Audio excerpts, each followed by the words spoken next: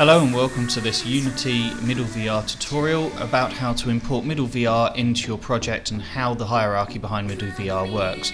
What we're going to look at now is the 3D nodes. This gives us a real-time view of the MiddleVR environment. What we can see here is a single center node with a head node and a camera 0.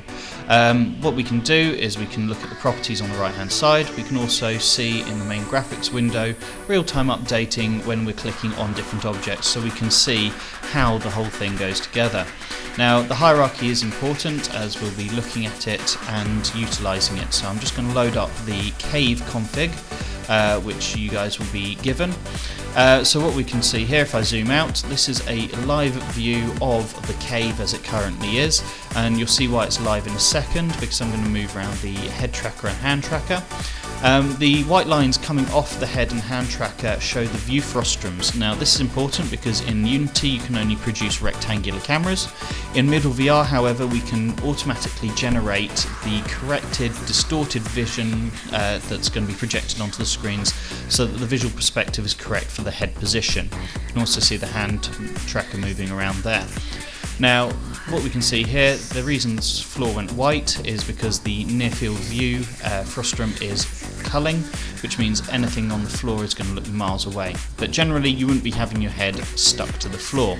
This allows us to debug in real time, and you can see these lines go off to the maximum frustrum of the camera. Zooming in here, you can see the center node, which is a reference point for everything within the Unity project. It allows you to move the center node, and your head node and hand node will come with it. As you can see in the hierarchy here, the VR root node is the base node. The center node is the one that you're going to be interested in.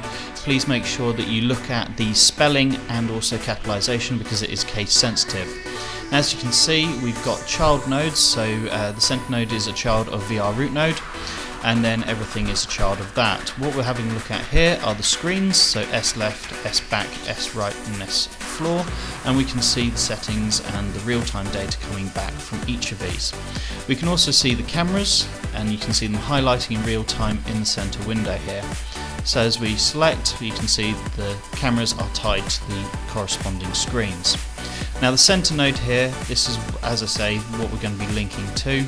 We can look at the stereo camera pairs. In Unity you're not going to need to worry about these. These are settings that you're not going to need to play with. These are just here for completeness. Now the center node here gives us the hierarchy. We've got the hand node and the head node as children of that, so if we were to move the center node at all, the head node and the hand node would come with it. And obviously the center node is a child of VR root node. So what we're going to look at here quickly is the viewports. Again, you don't need to change any of the settings in here or worry about them. The way we run the cave is we have a 4x1 span on the projectors, and each of the viewports allows us to tie these to the screens. Once you've compiled your Unity project with the MiddleVR plugin, we'll be able to bring them into this simulations window, choose the configuration we want to run, whether it's 2D or 3D, and this will all link together. Now, in here, your center node is the important one, as we're saying. If you're making anything in Unity, we'll show you how it all links together.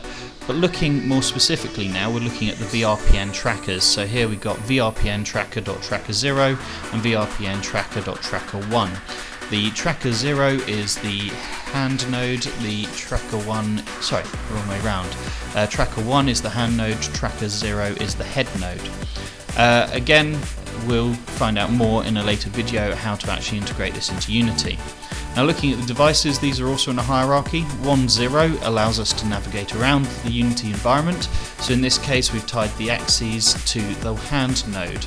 We've also got the ability to link in VRPN buttons, and there'll be a later video showing you how to access these. And we have some direct drivers which allows us to link into things natively. So you can see here the buttons on the mice, so left click, right click, middle click, and also the axes and the movement as we are moving the mouse. So we can see the speed it's moving, also its current location. Now the VRPN tracker, you can see X, Y and Z here. This is to ensure that the VRPN tracker is tracking in the same orientation as the Unity project, otherwise we'd run into problems. Now what you can see here is the VRPN window. VRPN stands for Virtual Reality Peripheral Network. It allows us to bring in any device, and you can see here the tracker in the cave is connected. Now we minimize this, we don't want to close it because we have to have the tracker running, otherwise we won't get real-time data back. So tracker 0 here, as we said, is the head tracker, and what we're going to do, I'm going to pull on the cables and you can see the real-time updating of data. Same with the hand tracker.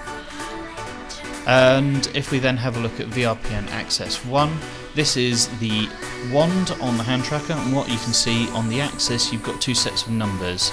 The numbers that are changing at the moment are the forward and back directions, and then the left and right directions are the first number. So you can see moving around in real time. Now the buttons as well on the hand tracker, we've got 4 buttons on the top: red, yellow, green and blue.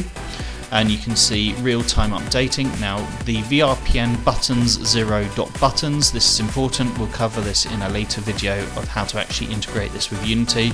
You can see lots of buttons being pressed.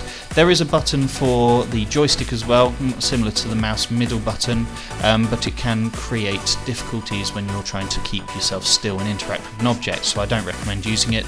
There's also a trigger button on the behind, so if you're doing a first-person shooter you might want to link into that.